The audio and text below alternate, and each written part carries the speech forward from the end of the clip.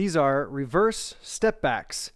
What we're doing here is we're stepping back and then we're dropping our heel down back there before we come back up to standing. So we're stepping back toe to heel and then pulling ourselves back up to standing with each step there.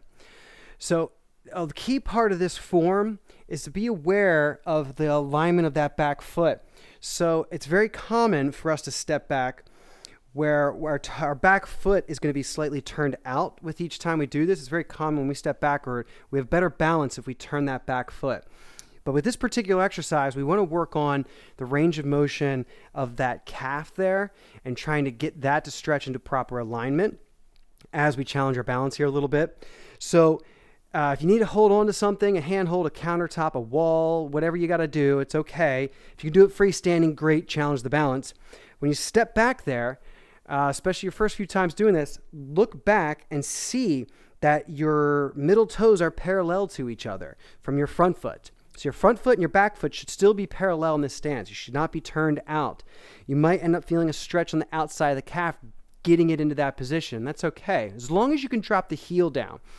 If you are not able to get the heel down, then you step back a little bit too far. So you're just going to shorten your stance. But it's important that when you fix that alignment there, you might find, oh, I don't have as much range of motion. I'm going to have to bring my foot a little more forward.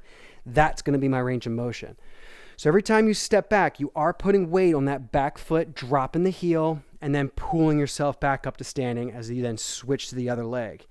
The fact that you're switching legs is going to make it harder to make sure you're keeping that alignment on that back foot. So you might have to keep looking back there and checking it. Again, hold something if you got to keep your balance, that's fine. But look back there and make sure that alignment is on point there, parallel to the front foot. Stepping back, putting your weight on that back foot, dropping the heel, pulling yourself back up to standing.